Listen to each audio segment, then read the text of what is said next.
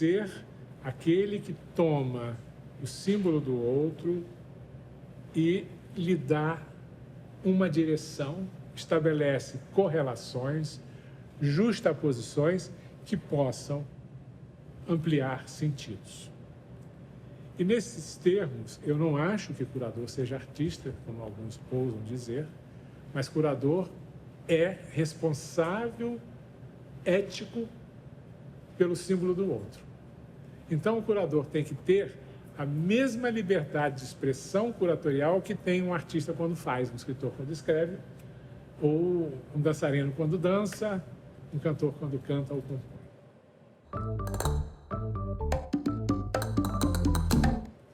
Depois disso, então, vou urdindo com questões linguísticas, fonética, metáforas, alegorias, o que seja. Em seguida, penso na percepção, a mecânica da percepção na Gestalt, até chegar à teoria da percepção como um conjunto sensorial, de sentidos. A fenomenologia da percepção. Em seguida, passo para a psicanálise. Todos nós temos inconsciente. Todos nós formamos na experiência o nosso inconsciente. Existiria um inconsciente amazônico? Como esse inconsciente é individualizado em cada pessoa, em cada sujeito, em cada corpo.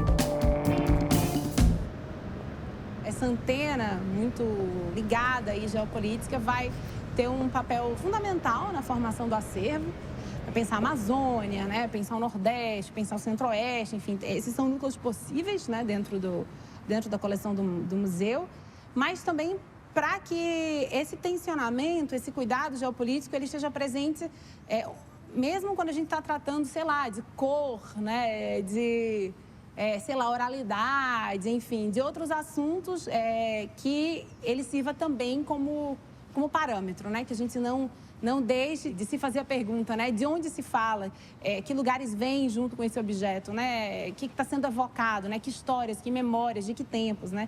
E tudo isso passa por essa espécie de consciência geopolítica, né? Das nossas presenças no mundo e desse museu enquanto uma presença na cidade, nesse bairro, no Brasil.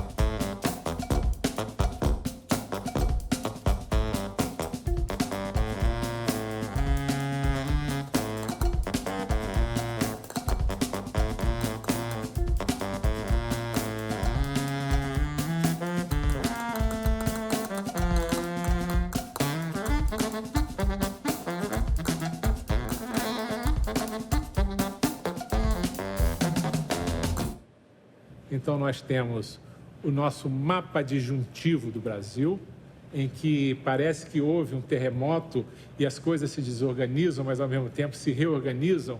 Então, uma coisa, um conjunto é a Amazônia, mas, ao mesmo tempo, se interpõe com o Centro-Oeste, é a Pororoca e o Pequi e o Paranoá juntos ali, né? É uma maneira de ver. como também nós temos maneiras de ver por culturas, por sociedades, entendendo que todas as sociedades têm o seu centro na sua cultura, né? E que não há culturas mais desenvolvidas do que outras, mas a cultura, a civilização, é a capacidade de cada sociedade resolver os seus desafios de sobrevivência.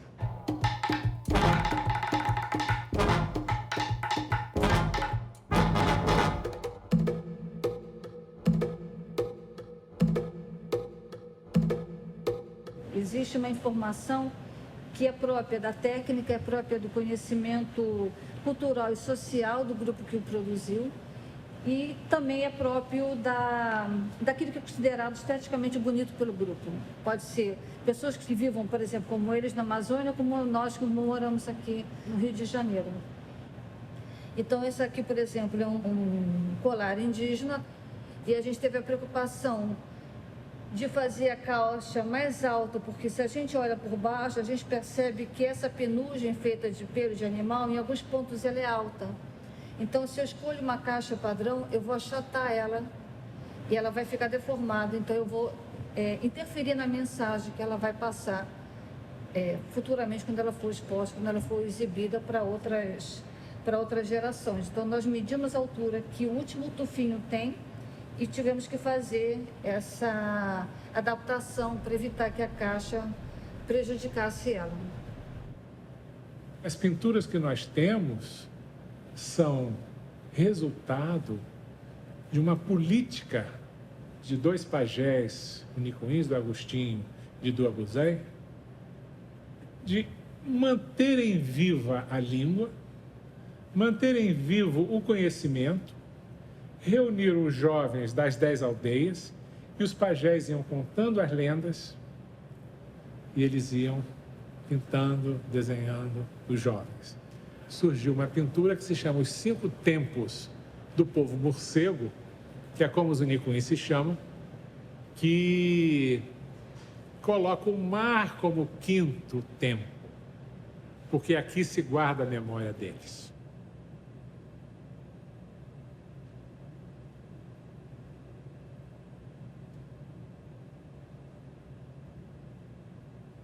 Então, não é buscar aquela cultura indígena ali congelada no passado, não. É buscar como eles querem viver o presente. Eles determinam que presentes querem viver.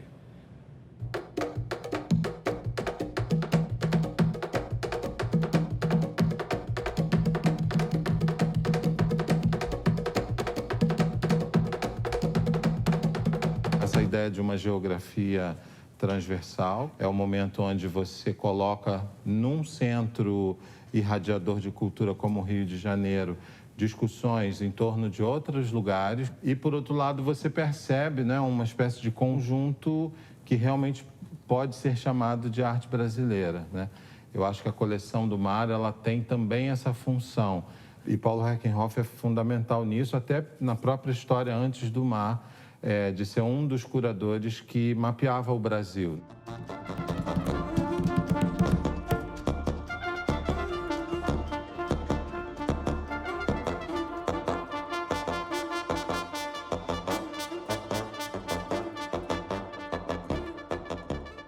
Para entender as estratégias curatoriais do Mar em produzir certas transversalidades, né, sejam elas transversalidades no tempo, né, ou seja, anacronismos, né, quando você justapõe, coloca para conviver objetos, coisas, presenças que remetem, né, a tempos históricos distintos, né, então isso é uma forma dessa produção. Outra é, por vezes, no espaço, né, então objetos que vêm de lugares, né, têm origens, fontes, né, pertencem a territórios distintos.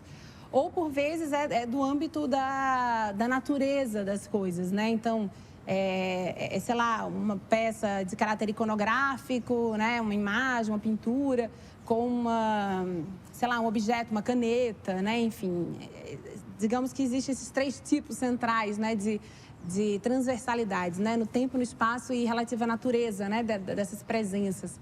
Eu acho que para entender o porquê dessa estratégia, acho que primeiro tem um ponto central que é entender que a linearidade é um mito, né? Qualquer linearidade, assim. E para desconstruir linearidade, a gente tem essa ferramenta poderosa das diagonais, né? Das transversais, que saem rasgando, né? Todas as grades, elas quebram a ortogonalidade, né? Então, entre horizontais e verticais, né? A gente tem aí as diagonais para bagunçar, bagunçar as grades, bagunçar as malhas. E o MAR apostou muito nessas transversais, né? Apostou e continua apostando, né? Nessa linha que cruza pelo meio do ângulo, né? E que não obedece ao espaço protegido do ângulo reto ou de qualquer ângulo que seja. Essa entrada pelo meio, né? Que não é que ignore começos e fins, mas é que acredita que a gente está sempre pelo meio. A gente está sempre começando pelo meio das coisas, né? Que a gente não...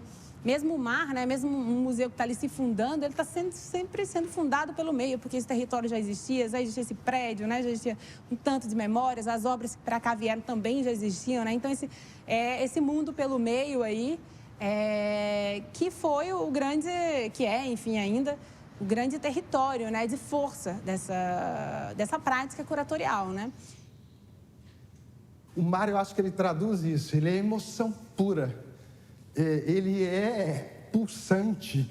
Quando a gente olha as pessoas aqui que trabalham nesse espaço e o pertencimento que esse lugar tem a cada um deles, né? Essa construção coletiva, essa escuta ativa e essa esperança ativa, talvez esse seja o grande diferencial, porque a gente sempre sonhou, mas a gente não ficava no plano do sonho, a gente concretizava. A gente realizava, a gente experimentava, errava, acertava, mas a gente refletia. Uma vez eu li um texto onde uma crítica de arte dizia: tem muito problema social nas exposições. Mas não é nas exposições, tem na vida, né? Então, os problemas sociais existem na vida. E o museu que não quer ser tão separado assim da vida, ele vai tratar desses problemas também, né? Você pode ter a opção de não tratar, mas o museu é um tecido que, na medida do possível, ele vai ser poroso, ele vai, enfim, andar um pouco, né, e caminhar junto com as relações que a sociedade produz a cada instante.